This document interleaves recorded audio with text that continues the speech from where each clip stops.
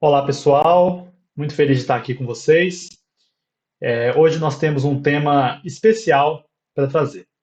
Nós vamos falar dele, aquele que, com a sua perseverança, com a sua vontade, com a sua extensa pesquisa, deu a forma, deu início para o que chamamos hoje de doutrina espírita. Não o criador, mas o codificador, Allan Kardec. E falar sobre Allan Kardec é sempre um desafio, é sempre uma coisa nova, porque a vida dele ficou um pouquinho lá e cá. Ele viveu esse mundo, mas viveu também o outro mundo. Então, por isso, nós vamos dar um enfoque diferente para essa palestra. Será Allan Kardec, um homem de fé. Falaremos um pouco da fé, da perseverança, da vontade que teve o codificador para trazer a doutrina espírita, da a vida dele pela doutrina espírita. Que lições podemos tirar hoje, mais de 200 anos depois, desse aprendizado dele? 200 anos depois do seu nascimento, de sua vida, as lições que ele nos deixou. E por que um homem de fé? A virtude mais notável dele era a sua fé. Ele tinha uma grande fé, uma grande confiança na espiritualidade amiga, no trabalho de Jesus. E às vezes é a mais esquecida. A gente lembra Kardec, o cientista, o pesquisador, o cético, mas a gente esquece que ele era chamado do bom senso encarnado. Um homem de muita fé, um homem de muita moral, um homem de muita confiança que recebeu uma pesada carga de trabalho e soube cumprir essa carga. Mas vamos falar um pouquinho antes, vamos voltar um pouquinho. Vamos voltar para a época de Jesus.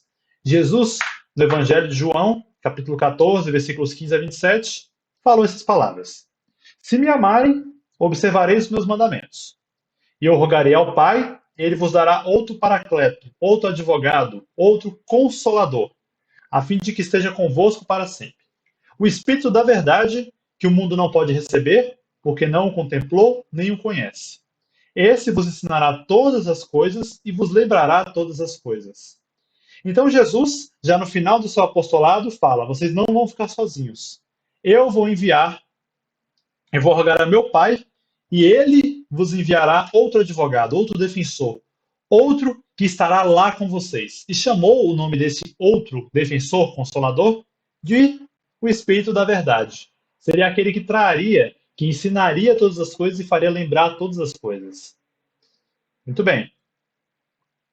Nós entendemos, a doutrina espírita entende que ela é o consolador prometido por Jesus. A doutrina espírita, pela voz dos espíritos, vem cumprir essa tarefa do consolador, essa promessa de Jesus. E aqui nós temos no livro Cartas e Crônicas, pelo espírito Irmão X, o espírito de Humberto de Campos, um diálogo interessante. O espírito de Napoleão Bonaparte, ali, antes dele começar toda a sua conquista pela França, ele é trazido nessa assembleia, e ele um pouco aturdido, assustado, muitos espíritos de grande evolução lá, mas eis que desce um espírito do alto, um espírito que trazia na sua fronte grande luminosidade, um discípulo direto do Cristo, e fala para Napoleão: Irmão e amigo, ouve a verdade que te fala em meu espírito. Este é a frente do apóstolo da fé, que, sob a égide do Cristo, descerrará para a terra atormentada um novo ciclo de conhecimento. Dentro do novo século, começaremos a preparação do terceiro milênio do cristianismo na Terra, novembro de 1799. Esse que fala é Allan Kardec. Ele se chama como o apóstolo da fé. Por isso que é um homem de fé, era um espírito de fé, que sob a égide do Cristo começaria o terceiro milênio do cristianismo na Terra. Então era realmente uma era diferenciada. E Kardec apela para Napoleão, para que Napoleão soubesse da gravidade das conquistas dele. As conquistas que ele tinha, as conquistas políticas, militares, não era por causa da sua grande habilidade, mas pela tarefa que Napoleão tinha de unificar a França, gerar uma hegemonia para que o Consolador chegasse com mais força, chegasse e encontrasse portas abertas para o terreno. Muito bem. Vamos falar um pouquinho da infância de Kardec, de como começou. Nós vemos que Kardec fala com Napoleão, né? Kardec desencarnado, antes de reencarnar, fala com Napoleão, em 1799, e ele lá nasce em Lyon, em outubro de 1804. Mas não era lá que ele morava, não era lá que os pais dele moravam, e nem lá que ele passou a infância. Ele passa a infância na cidade de Bourg-en-Bresse, que é essa que está citada aí. essa imagem nós temos aí, era uma cidade totalmente campestre. Hoje ela tem 40 mil habitantes. Naquela época, muito menos. Era uma cidadezinha assim, interiorana. Kardec tem uma infância muito simples. Ele é criado por sua mãe, com o apoio de sua avó e de seu irmão. O pai de Kardec teve um falecimento numa circunstância trágica e ele foi criado nesse contexto. Um contexto muito difícil, porque foi logo após a Revolução Francesa. Nós temos aí conflitos trabalhistas, políticos, a França e toda a Europa passam por uma grande dificuldade industrial, famílias passando fome, e Kardec passa nesse contexto, um contexto em que possivelmente não faltava, ele tinha o básico, mas também não tinha a abastança. Ele é criado na simplicidade. Quais eram os conhecimentos dele? Kardec, desde muito novo, tinha um gosto muito grande pelo conhecimento.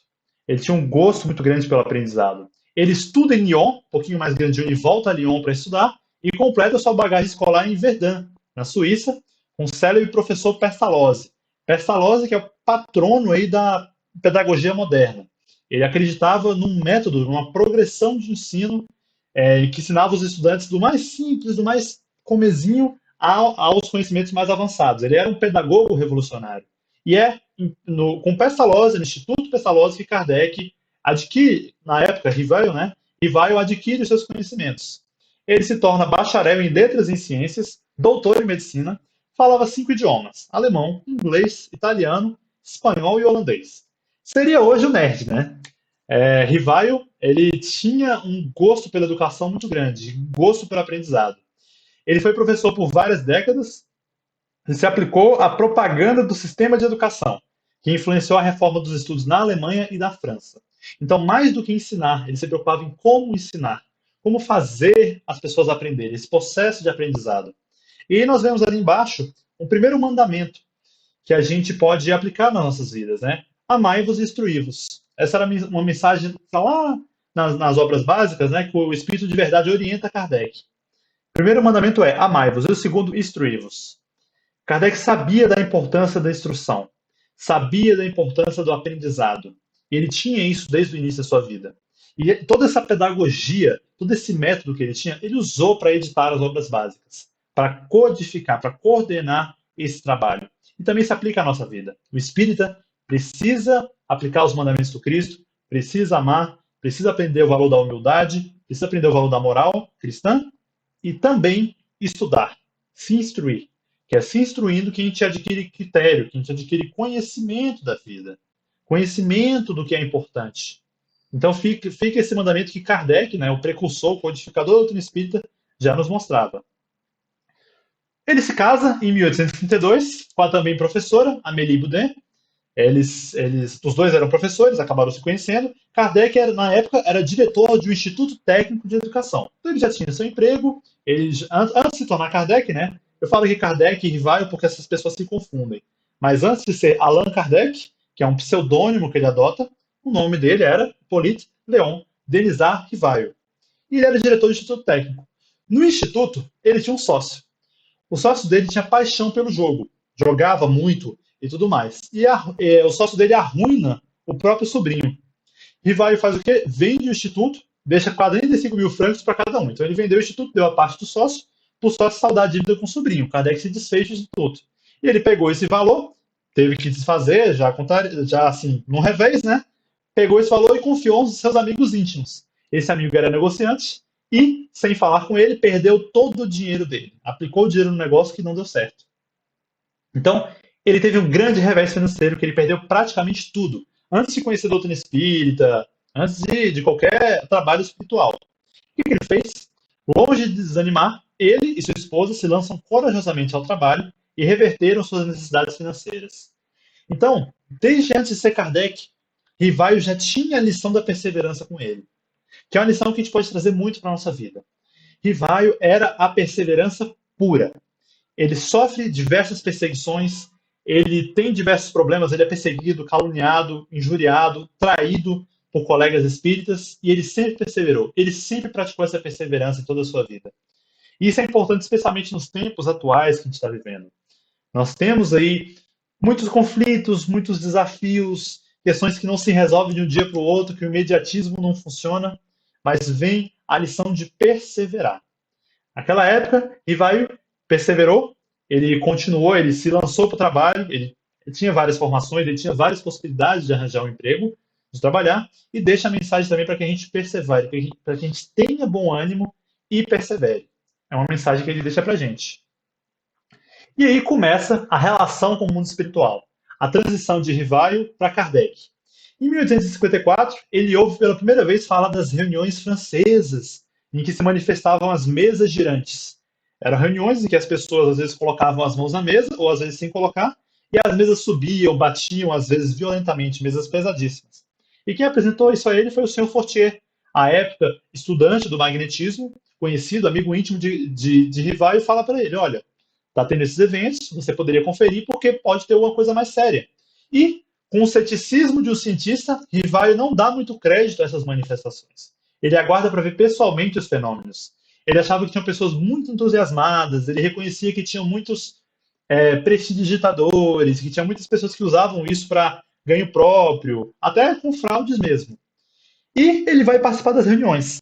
Mesmo depois de participar, ele não se deu por convencido. Ele analisou daquela forma cética, daquela forma cuidadosa, mas percebeu que naquilo havia um fato e que aquele fato devia ter uma causa.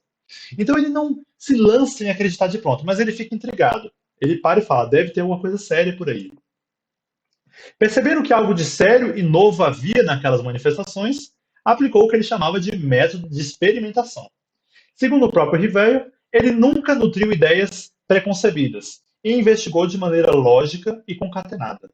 Então, Rivail já aplicava um método que ele sempre usou em toda a vida.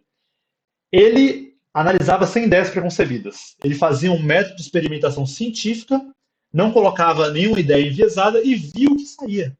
E de lá saiu, dessas mesas girantes e embrutecidas, uma inteligência que fugia de todo mundo, informações que ninguém tinha como saber. Ele começou a observar que tinha alguma seriedade, tinha alguma coisa diferente por trás daquilo. E ele descobre que eram manifestações inteligentes, que eram seres inteligentes que estavam produzindo aquilo. E conforme ele afirmou, nesses fenômenos ele encontrou a solução do que havia procurado em toda a sua vida. O problema que resolvia, a questão que resolvia o problema do passado e o problema do futuro. E aqui mais uma lição. Essa frase é do próprio codificador. Fé raciocinada só o é a que pode encarar a razão face a face em todas as épocas da humanidade. Ou como fala Kardec, na parte segunda, capítulo 1 do livro Céu e Inferno, o espírita não apenas crê, ele crê porque compreende. Então, o espírita vem inaugurar a era da fé raciocinada. Nós acreditamos, nós temos fé, mas junto dessa fé, guardada no nosso coração, nós temos o entendimento do porquê que as coisas são assim. Por que nós sofremos? Por que nós temos conflitos na vida, amizades, inimizades? E esse raciocínio, que antigamente a igreja não permitia muito que você raciocinasse muito em cima das coisas, que você pensasse muito a questão do mistério, Kardec aponta que, resgatando as passagens de Jesus, né, não há só uma coisa escondida que não vai ser mostrada, não vai ser revelada por Deus nosso Pai. Kardec vem tirar o véu e vem mostrar que o mundo espiritual pode ser objeto da nossa observação, observação científica, metódica, para que descobramos verdades objetivas. E nessas verdades estava a solução para o problema, todo o problema do destino, todo o problema do ser. Antes Rivaio, agora Allan Kardec. Consciente do tamanho de sua tarefa, Kardec pergunta ao Espírito Verdade o que podia fazê-lo fracassar. O Espírito Verdade é descrito como o espírito familiar de Kardec. Era da família de Kardec, era um espírito muito próximo a ele, era uma pleiade muito próxima a ele, e que foi o guia dele na encarnação dele, foi, de certa forma, um mentor. E ele pergunta, o que pode acontecer para eu fracassar? Será que são coisas que estão dentro de mim, por culpa minha, por falta de capacidade minha? E eis que o Espírito Verdade fala para ele, não creia que te seja suficiente publicar um livro, 2 livros, é preciso te mostrares no conflito, ir a campo. Contra ti se assolarão terríveis ódios, implacáveis inimigos tramarão a tua perda e estarás exposto à calúnia, à traição. É uma luta quase constante que terás de sustentar com o sacrifício do teu repouso, da tua tranquilidade, da tua saúde e mesmo da tua vida, porque tu não viverás muito tempo. Imagina você, imagina a gente ouvindo essas informações. Você terá uma vida exposta por essa causa ao ódio, à calúnia, à traição, e mesmo a tua vida. Você vai sacrificar a tua saúde para essa obra. E Kardec não desiste. Kardec, mesmo ouvindo esse recado, compreende a natureza da sua tarefa e persevera bravamente. E nós retornamos mais uma lição, Mateus 24, versículo 13, mas quem perseverar até o fim, este será salvo. Como o que Jesus falava, né? Ou como diz Emmanuel, começar uma tarefa é fácil, continuar é difícil, terminar é se crucificar. Allan Kardec se crucifica para que os espíritos falem. Ele apaga o seu histórico de pedagogo, dedica toda a sua vida ao ensino dos espíritos e deixa que a luz deles brilhe enquanto ele apaga a própria dele, perseverando sempre até o fim. E os sacrifícios vieram. Kardec comenta esse conselho do Espírito de Verdade 10 anos depois. Ele fala: tenho sido alvo do ódio de implacáveis inimigos, da injúria, da calúnia, da inveja e do ciúme. Ou seja, tudo que estava lá se realizou mesmo. Tudo que o Espírito de Verdade disse aconteceu. A sociedade de Paris tem sido um contínuo foco de intrigas, urdidas por aqueles que se diziam a meu favor, e que, mostrando-se amáveis em minha presença, me detratavam, me criticavam na ausência. Entretanto, graças à proteção e assistência dos bons espíritos, que sem cessar me têm dado provas manifestas de sua solicitude, sou feliz em reconhecer que não tenho experimentado um único instante de desfalecimento, nem de desânimo. Então ele de fato foi continuamente perseguido. Quantos de nós conseguiríamos fazer isso? Em nome de uma ideia, em nome de toda uma doutrina, em nome de um conceito, entregar a nossa vida, entregar a nossa reputação, porque ele tinha uma grande reputação em toda a Europa. E ele entrega essa reputação por essa causa, pela causa dos espíritos, sempre perseverando. E, em 1858, funda o que seria o primeiro centro espírita. Funda a Sociedade Parisiense de Estudos Espíritas, em que eram realizadas reuniões semanais de estudo e comunicação com os espíritos. E um ano depois, necessitando assumir outros trabalhos, Kardec renuncia a qualquer tipo de função na sociedade. Ele estabelece a sociedade, ele inclui lá os membros, a sociedade fica funcional, e ele depois fala, não, eu quero só ficar como membro. Não quero assumir direção, presidência, ele vai assumir outros trabalhos, estava muito sobrecarregado. E aí fica a outra mensagem, nós estamos ligando a vida de Kardec com os ensinos de Jesus. Onde estiverem 2 ou 3 reunidos em meu nome, aí estou eu no meio deles. Kardec compreende que a doutrina é dos espíritos, mas a aplicação dela cabe aos homens, e aos homens em conjunto. Por isso que o trabalho em conjunto, e Jesus falou, no trabalho em conjunto que ele estará. Sozinho a gente não consegue realizar. Nenhuma obra espírita, nenhum trabalho espírita é realizado sozinho. Kardec não trabalhou sozinho. Ele contou com diversos apoiadores, inclusive com a função insubstituível da sua esposa, que sempre esteve ao lado dele, sempre esteve ali, respondendo cartas, confabulando com outros espíritos. Mas ele nunca esteve sozinho. E Kardec realizou diversas viagens para propagar a doutrina espírita. Junto do trabalho na cidade parisiense, diversos outros trabalhos, ele viaja pela França e pelo exterior para propagar a doutrina espírita. E ele fala nesse livro, Viagem Espírita em 1862, que relata uma das viagens dele, que tinha 2 finalidades: ensinar a doutrina espírita, trazer o ensino dos espíritos e aprender. Ele também ia para trocar experiências com outras pessoas que estivessem dispostas a aprender. E essa imagem nós temos uma das mostras. Kardec passa por toda a França, inúmeras cidades, viajando, tirando dinheiro do próprio bolso, com as próprias custas. Ele viaja e ele prega a doutrina espírita em todas as cidades. E fica o aprendizado. Jesus falava, ide e pregai. E ele pregou. Ele pregou não somente falando, mas principalmente com o exemplo dele, com a postura dele. Será que nós, que nos dizemos espíritas, estamos pregando a doutrina espírita no nosso trabalho, perante a nossa família, com os nossos amigos? Será que as pessoas que não sabem que nós somos espíritas viram e dizem, não, ali é uma pessoa cristã? Ou será que a gente pratica só a doutrina espírita no nosso centro, no nosso reduto? Kardec não fez assim. Kardec foi a conflito. Trouxe a doutrina espírita para o conflito. Trouxe a luz da doutrina espírita para a vida real. E Kardec desencarna em 1869, com 65 anos, em Paris. Publica as obras básicas, o Pentateuco, o Evangelho segundo o Espiritismo, o Livro dos Espíritos, o Livro dos Médiuns, o Céu e o Inferno e a Gênese, em conjunto com um extenso relato de pesquisas espíritas, constante da Revista Espírita, um periódico de vários meses em que ele relata diversos casos relacionados à doutrina espírita, diversos ensaios, diversas experiências. Na sua desencarnação, a doutrina espírita já era difundida em toda a Europa e além. Como diziam, o espiritismo estava no ar. E aqui terminamos com a última lição de Jesus. Bem-aventurados sereis quando por minha causa vos insultarem, perseguirem e mentindo disserem todo mal de vós, pois é grande o galardão que vos aguarda nos céus. Isso aconteceu com Kardec. Kardec é insultado, perseguindo, e Kardec estava sempre sobre a causa de Jesus, sobre os ensinos de Jesus, porque a verdade da doutrina espírita é a verdade do Evangelho. As duas são uma só e a mesma coisa. E aqui nós temos um encontro com Napoleão, né? Do que será que resultou esse encontro? Napoleão foi apressadamente situado, por determinação do alto, na solidão curativa de Santa Helena. Depois de Napoleão ter perdido a batalha, né, ele é isolado, ele teve um exílio e tem um final de vida amargo.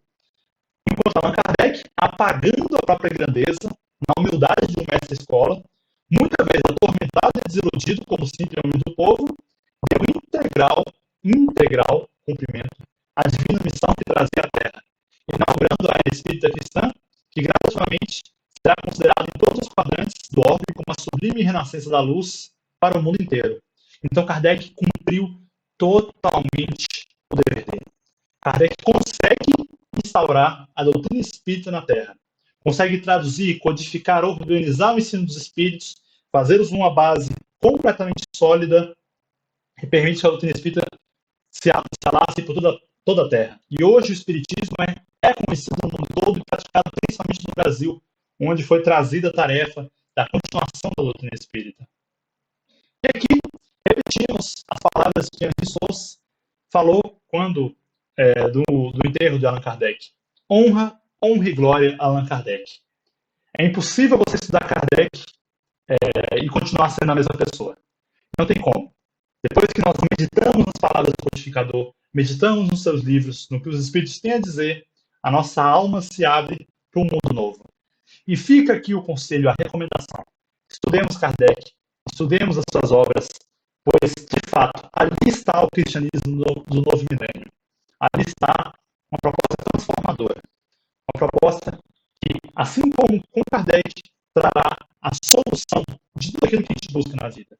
Solução do passado, solução do futuro. Allan Kardec, hoje, Allan Kardec, para sempre. Muito obrigado a todos. Fiquem com Deus.